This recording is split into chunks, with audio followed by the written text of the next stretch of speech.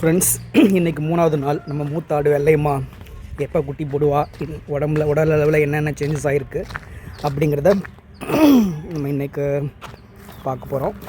20 நாளில் அது குட்டி போட போகுதுன்னு கணிச்சிருந்தோம். இது இன்றைக்கி 3வது நாள். வாங்க காட்டுறேன். அப்புறம் உடல் அமைப்பில் ஏதாவது சேஞ்சஸ் ஆகிருக்கா, எப்படி இருக்குது அப்படிங்கிறத பார்ப்பேன்.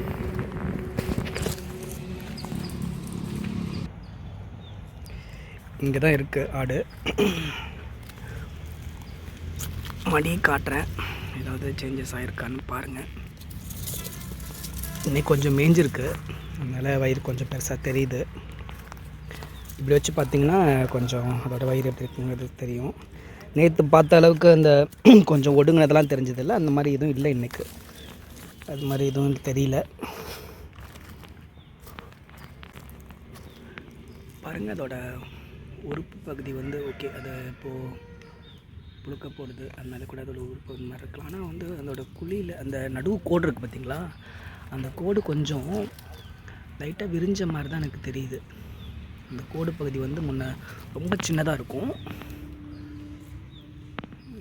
ஓகே, இப்போ இருக்கிறது காட்டில் அந்த இடம் கொஞ்சம் லைட்டாக வீங்கின மாதிரி தெரியுதுங்க, சின்னதாக, ரொம்ப மைனூட் டிஃப்ரென்ஸு. மடிப்பகுதி மட்டும் சின்ன டிஃப்ரென்ஸ் பார்க்குறேன். என்னென்னா, முன்ன அந்த அந்த காம்பு இருக்குல்ல, அது கொஞ்சம் லைட்டாக நீண்ட மாதிரி இருக்கும். அது இப்போ ஒரு ஷேப்புக்கு இப்படி வளைஞ்சி இப்படி நீண்ட மாதிரி தெரியுது. இப்படி ஒரு சின்ன சேஞ்சஸ் ஆகிருக்கு.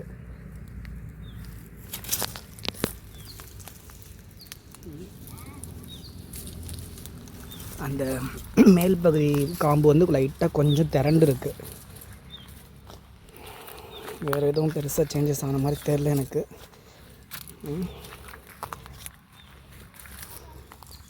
இப்படி பார்த்தோம்னா அந்த முன்ன அந்த காம்பு தெரியாது. இந்த சைடு ஆங்கிள்லேருந்து பார்த்தோம்னா இப்போ லைட்டாக கொஞ்சம் தெரியுதுங்க.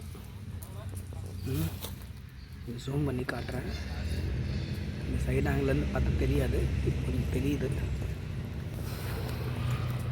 ஓகே ஃப்ரெண்ட்ஸ், இதுதான் இன்றைக்கி பார்த்த சேஞ்சஸ். இன்றைக்கி 3வது நாள். இதான் சேஞ்சஸ் ஆகிருக்கு அதோட உடம்புல. எனக்கு தெரிஞ்சு இன்றைக்கி குட்டி போடாது, இன்னும் கூட மடிக்கீழே திரண்டு வரணும். அப்புறம் அந்த வால் பகுதியில் கொஞ்சம் நல்லா குடி விழணும். நிறைய விஷயங்கள் இருக்குது, பார்ப்போம். நம்மளுடைய கணிப்புப்படி இன்னும் 20 நாள். இது 3வது நாள் ஆகிருக்கு, பார்ப்போம். 20வது நாள் உங்களுக்கு இன்னும் கிளியர் பிக்சர் கிடைக்கும்னு நினைக்கிறேன். நாளைக்கு மறுபடியும் சந்திப்போம். நம்ம மூத்தாடு வெள்ளையம்மா என்ன ஸ்டேஜில் இருக்கா, அவங்களுக்கு என்னென்ன உடலில் மாற்றம் இருக்குன்னு பார்ப்போம்.